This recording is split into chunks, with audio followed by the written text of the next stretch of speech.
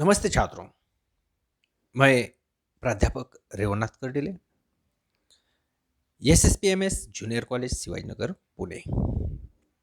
आज की इस तासिका में हम लोग हिंदी युवक भारती कक्षा 12वीं व्यवहारिक हिंदी पाठ नंबर 14 पल्लवन, लेखक डॉक्टर दयानंद तिवारी,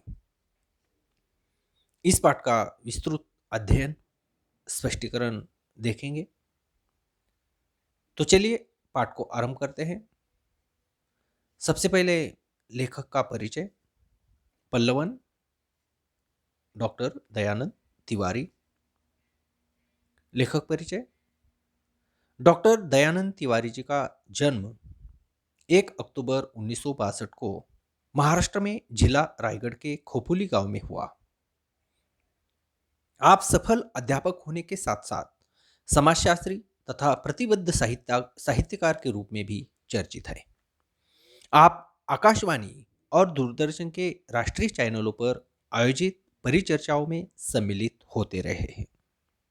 आपकी भाषा अत्यंत संप्रेषणीय और प्रभावोत्पादक है।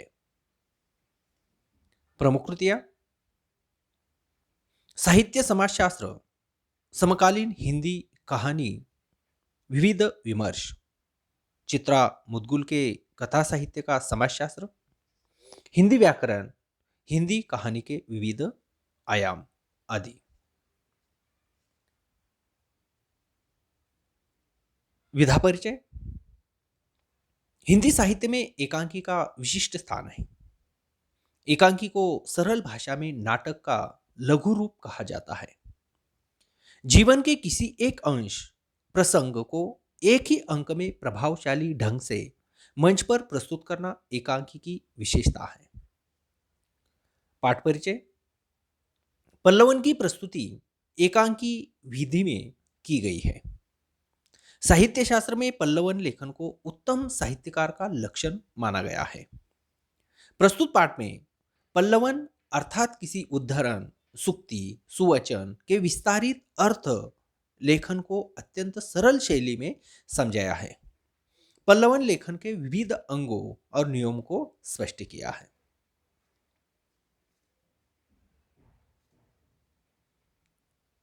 पल्लवन इस एकांकी के पात्र। पात्र परिचय। अध्यापक रोशन, प्रतीक, शीतल, गौरांश, रिदिम, तन्वी, मितवा और गीत, यह इस एकांकी के पात्र हैं।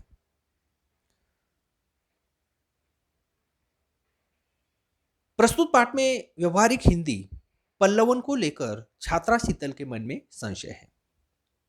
अध्यापक पल्लवन का अर्थ, विशेषताएं, शैलियां, पल्लवन की प्रक्रिया तथा पल्लवन के कुछ उदाहरण समझाकर उनका संशय दूर करते हैं। प्रस्तुत पाठ में एकांकिका के माध्यम से लेखक ने पल्लवन का अर्थ, उनकी विशेषताएं, शैलियां, पल्लवन की प्रक्रिया तथा कुछ उदाहरणों से जो भी इस पाठ में पात्र हैं, जो छात्रा हैं, उनके मन में जो भी संशय हैं, जो भी शक हैं, उनको दूर करने का प्रयास किया है। पाठ का जो आरंभ है, समय प्रातः 11 बजे का है। स्थान 12वीं कक्षा। और इस पाठ में जो भी छात्रा हैं वो सवाल पूछती हैं और अध्यापक उनके जवाब देते हैं। तो चलिए संक्षिप्त में इस पाठ में जो पल्लवन का अर्थ बताया है, उनकी विशेषताएं, शैलियां तथा पल्लवन की प्रक्रिया किस प्रकार है और किस प्रकार लेखक ने कुछ उदाहरण देकर जो भी छात्राओं के मन में शक है, संशय है, उन्हें दूर किया है, उसका अध्ययन करते हैं। परिचय। किसी निर्धारित विषय जैसे सूत्र, वाक्य, उक्ति या विवेच्य बिंदु को उदाहरण, तर्क आदि से पुष्ट करते हुए प्रवाहमयी सहज अभिव्यक्ति शैली में मौलिक सारगर्भित विस्तार देना पल्लवन एक्सपेंशन कहलाता है। इसे विस्तारण, भाव पल्लवन आदि भी कहा जाता है। अर्थात सूत्र रूप में लिखी या कही गई बात के गर्भ में भाव और विचारों का एक पुंज छिपा होता है। विद्वान जन एक पंक्ति पर घंटों बोल लेते हैं और कई बार तो एक पूरी पुस्तक ही रच डालते हैं। हिंदी में पल्लवन शब्द अंग्रेजी एक्सपेंशन शब्द के प्रतिशब्द के रूप में आता है। पल्लवन का अर्थ है विस्तार अथवा फैलाव। यह संक्षेपण का विरुद्धार्थी शब्द है। जब किसी शब्द, सूक्ति, उद्धरण, लोकोक्ति, गद्य, काव्य पंक्ति आदि का अर्थ स्पष्ट करते हुए उसका दृष्टांतों, उदाहरणों अथवा काल्पनिक उड़ानों द्वारा 200 से 300 शब्दों में विस्तार करते हैं तो उसे पल्लवन कहते हैं। अर्थात विषय का विस्तार करना पल्लवन है। भाव पल्लवन का अर्थ है किसी भाव का विस्तार करना। इसमें किसी उक्ति, वाक्य, सूक्ति, कहावत, लोकोक्ति आदि के अर्थ को विस्तार से प्रस्तुत किया जाता है। विस्तार की आवश्यकता तभी होती है जब मूल भाव संक्षिप्त, सघन या जटिल हो। भाषा के प्रयोग में कई बार ऐसी स्थितियां आती हैं जब हमें किसी उक्ति में निहित भावों को स्पष्ट करना पड़ता है। इसी कला को भाव पल्लवन कहते हैं। पल्लवन के कुछ साधारण नियम तथा प्रक्रिया। नंबर 1, सर्वप्रथम पल्लवन के लिए मूल अवतरण के वाक्य, सूक्ति, लोकोक्ति अथवा कहावत को ध्यानपूर्वक पढ़ना चाहिए ताकि मूल के संपूर्ण भाव अच्छी तरह समझ में आ जाए। नंबर 2, मूल विचार अथवा भाव के नीचे दबे अन्य सहायक विचारों को समझने के लिए चिंतन और कल्पना करना चाहिए। नंबर 3, मूल और गौण विचारों को समझ लेने के बाद एक एक कर सभी निहित विचारों को एक एक अनुच्छेद में लिखना चाहिए ताकि कोई भी भाव अथवा विचार छूटने न पाए। और नंबर 4, अर्थ अथवा विचार का विस्तार करते समय उसकी पुष्टि में जहां तहां ऊपर से कुछ उदाहरण और तथ्य भी तर्क के रूप में दिए जा सकते हैं, परंतु दूसरी उक्ति के प्रयोग से बचना चाहिए। नंबर 5, भाव और भाषा की अभिव्यक्ति में पूरी स्पष्टता, मौलिकता और सरलता होनी चाहिए। वाक्य छोटे छोटे और भाषा अत्यंत सरल होनी चाहिए। अलंकारिक व सामासिक भाषा के प्रयोग से बचना चाहिए। नंबर 6, पल्लवन के लेखन में अप्रासंगिक बातों का अनावश्यक विस्तार या उल्लेख बिल्कुल नहीं होना चाहिए। नंबर 7, पल्लवन में लेखक को मूल तथा गौण भाव या विचार की टीका टिप्पणी और आलोचना नहीं करनी चाहिए। इसमें मूल लेखक के मनोभावों का ही विस्तार और विश्लेषण होना चाहिए। नंबर 8, पल्लवन की रचना हर हालत में अन्य पुरुष में होनी चाहिए। नंबर 9, पल्लवन व्यास शैली की होनी चाहिए, समाज शैली की नहीं। अतः इसमें बातों को विस्तार से लिखने का प्रयास किया जाना चाहिए। और नंबर 10, पल्लवन में एक सीमा तक निबंधात्मकता का गुण होता है, पर कई लोग निबंध और पल्लवन को एक मानने की गलती कर बैठते हैं। वास्तव में इन दोनों में अंतर होता है। निबंध में किसी एक विचार को विस्तार से लिखने के लिए कल्पना, प्रतिभा और मौलिकता का आधार लिया जाता है। पल्लवन में भी विषय का विस्तार होता है, परंतु पल्लवन में विषय का विस्तार एक निश्चित सीमा के अंतर्गत किया जाता है। पल्लवन की कुछ विशेषताएं देखते हैं। हमारी कहावतें या लोकोक्तियां हमारे समाज के अनुभव को अपने में समेटे होती हैं। ये लोकोक्तियां वस्तुतः पूरे समाज के विचारों का सार प्रस्तुत करती हैं। इसी प्रकार कई विचारक, विद्वान या संत महात्मा ऐसे सूत्र, वाक्य प्रस्तुत करते हैं जिनमें वे कम से कम शब्दों में अधिक से अधिक बात कह जाते हैं। इस बात को समझाने और समझने के लिए हमें सोचना भी पड़ता है और उसका विस्तार भी करना पड़ता है। इसी को भाव पल्लवन कहते हैं। वास्तव में भाषा व्यवहार में निपुण होने के लिए हमें भाव पल्लवन का अभ्यास करना आवश्यक है, जिससे हम ऐसी अभिव्यक्तियों में निहित भाव का इस प्रकार विस्तार करें कि सुनने वाले या पढ़ने वाले व्यक्ति को अपनी बात समझा सके। अतः पल्लवन व्यक्तित्व निर्माण में एक महत्वपूर्ण भूमिका निभा सकता है। आज हर क्षेत्र में पल्लवन की उपयोगिता बढ़ गई है। हमारे करियर की दृष्टि से भी पल्लवन उपयुक्त है।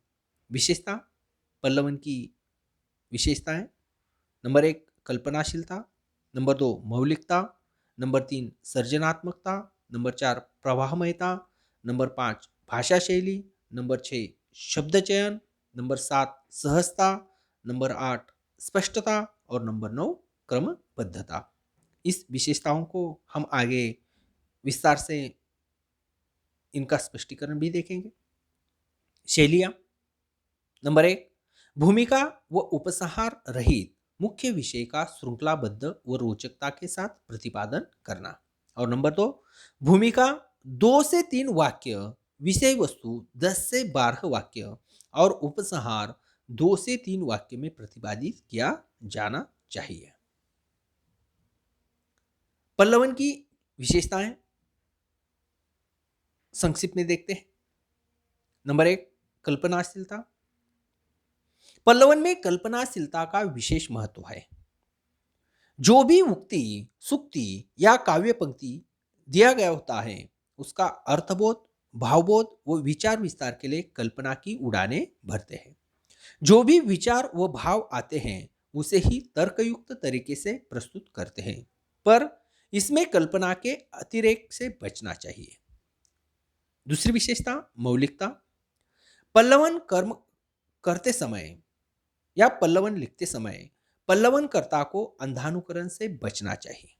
दूसरी उक्ति या विचार का समावेश नहीं होना चाहिए। मूल भाव या केंद्रीय भाव का ही विस्तार होना चाहिए। इसमें नयापन, ताजगी और टटकापन का भाव प्रेषित होना चाहिए। नंबर 3 सृजनात्मकता। पल्लवनकर्ता के पास सृजन कर्म के लिए उर्वर मस्तिष्क होना चाहिए। प्रतिभा के साथ सृजनात्मकता का संयोग होना चाहिए। उसे निरंतर पल्लवन कार्य में अभ्यासरत रहना चाहिए, तभी वह श्रेष्ठ और उत्तम कोटि का पल्लवन कर सकता है। अतः इस कार्य के लिए सृजनात्मकता बहुत आवश्यक है। नंबर 4 प्रवाहमयता। पल्लवन करते समय जब भाव, विचार या भाषा का विस्तार करते हैं, तब विचारों में सहज प्रवाह होना आवश्यक है। इससे रोचकता आ जाती है और पल्लवन उत्तम कोटि का हो जाता है। नंबर 5 भाषा शैली। पल्लवन के लिए लघु सूक्ष्म गद्य शैली का प्रयोग होता है। इसमें सामासिक और अलंकारिक भाषा का प्रयोग नहीं होना चाहिए। इसे व्यास शैली में लिखना चाहिए और अनावश्यक व्यर्थ विस्तार से बचना चाहिए। विचार को सटीक शब्दों के माध्यम से छोटे छोटे वाक्यों में प्रस्तुत करना चाहिए। नंबर 6 शब्द चयन। पल्लवन में शब्द चयन बहुत मायने रखता है। संस्कृत, अलंकार, समास और क्लिष्ट शब्दों के चयन व प्रयोग से बचना चाहिए। ऐसे शब्दों का प्रयोग नहीं करना चाहिए। स्वाभाविक रूप से भाव व विचार को स्पष्ट करने के लिए यथासंभव सरल और आसान शब्दों का चयन करना चाहिए। नंबर 7 सहजता। पल्लवन सहज और स्वाभाविक होना चाहिए। इसमें कृत्रिमता व बनावटीपन को स्थान नहीं देना चाहिए। मूल भाव से जुड़ने पर जोर देना चाहिए। इससे प्रस्तुति में सहजता आ जाती है। नंबर 8 स्पष्टता। सारे तथ्य शीशे की तरह साफ और स्पष्ट होने चाहिए। बंधे हुए विचारों व भावों को इस तरह विस्तार देना है कि आसानी से भाव स्पष्ट हो और आलोचना न किया जा सके। और नंबर 9 आखिरी विशेषता क्रमबद्धता। पल्लवन में क्रमबद्धता का विशेष महत्व है। दरअसल श्रेष्ठ पल्लवन का अपना अंदाज होता है। इसमें उक्त तथ्यों को ध्यान में रखकर विचारों व भावों को सही क्रम में प्रस्तुत करना आवश्यक होता है, अन्यथा विकृति आ जाती है। पल्लवन के बिंदु। पल्लवन में सूक्ति, उक्ति, पंक्ति या काव्यांश का विस्तार किया जाता है। पल्लवन के लिए ध्येय वाक्य सामान्य अर्थ वाले नहीं होते। पल्लवन में अन्य उक्ति का विस्तार नहीं जोड़ना चाहिए। क्लिष्ट शब्दों का प्रयोग न करें। पल्लवन करते समय अर्थों भावों को एक सूत्र में बांधना आवश्यक है। विस्तार प्रक्रिया अलग अलग दृष्टिकोण से प्रस्तुत करनी चाहिए। पल्लवन में भावों विचारों को अभिव्यक्त करने का उचित क्रम हो। वाक्य छोटे छोटे हो जो अर्थ स्पष्ट करे। भाषा का सरल, स्पष्ट और मौलिक होना अनिवार्य है। पल्लवन में आलोचना तथा टीका टिप्पणी के लिए स्थान नहीं होता। तो इस प्रकार लेखक डॉक्टर दयानंद तिवारी जी ने पल्लवन इस पाठ को एकांकिका के माध्यम से विशेष अध्ययन हेतु पाठ में दिया हुआ है।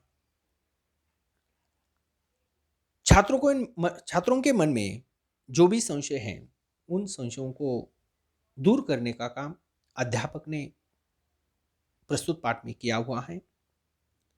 पल्लवन का अर्थ, पल्लवन की विशेषताएं, पल्लवन की शैलियां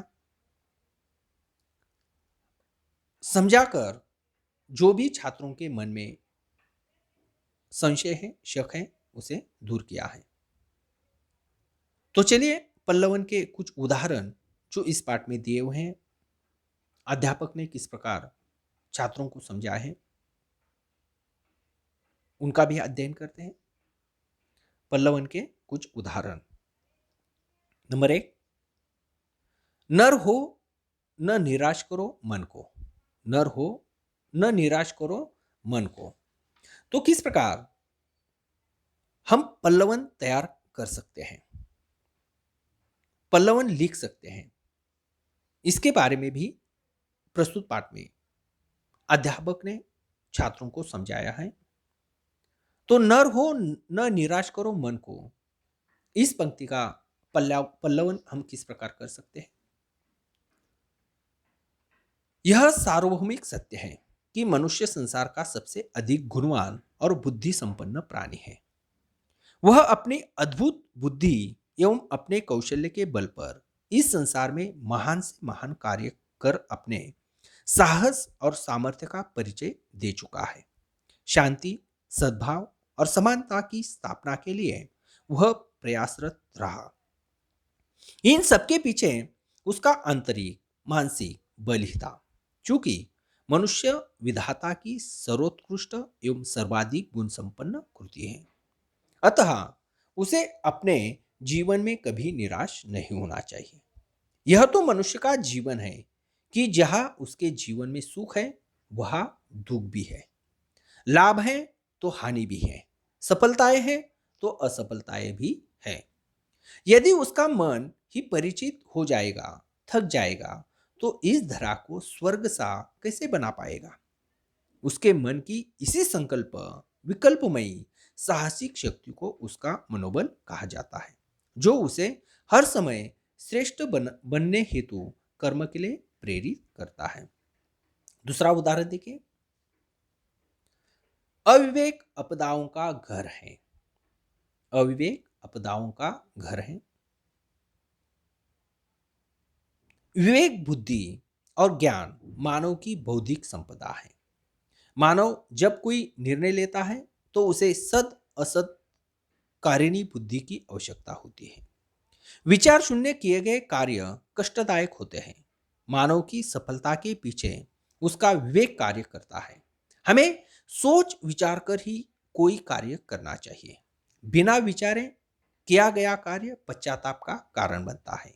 इसीलिए हमें जो भी कहना है उसका मनन करें, चिंतन करें। जो कुछ भी कहें उसे सोच समझकर विवेक की कसौटी पर कसकर ही कहें, क्योंकि जीवन का आनंद विवेक से चलने में है।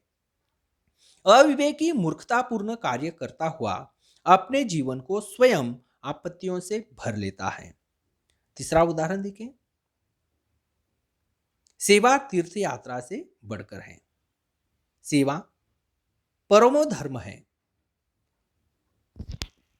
इस भावना को कौन नहीं स्वीकारता, किंतु जब इस भाव की अवहेलना की जाती है तब समाज में स्वार्थ और तनाव की स्थिति उत्पन्न हो जाती है। लोग सेवा को भूलकर तीर्थ यात्रा के लिए इस उद्देश्य के साथ निकल पड़ते हैं कि इससे उन्हें मोक्ष मिलेगा। लोग भूल जाते हैं कि सेवा का भाव ही संपूर्ण मानवता को चिरकाल तक सुरक्षित कर सकेगा। सेवा समाज के प्रति कृतज्ञ लोगों का आभूषण है। मानव सेवा एवं प्राणी मात्र की सेवा संपूर्ण तीर्थ यात्राओं का फल देने वाली होती है। सेवा के पात्र हमारे आसपास ही मिल जाते हैं।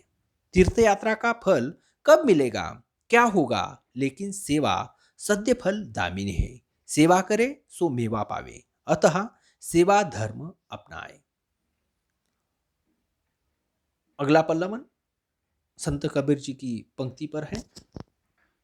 जो तो को काटा बुए ताही बोए तू फूल, जो तो को काटा बुए ताही बोए तू फूल।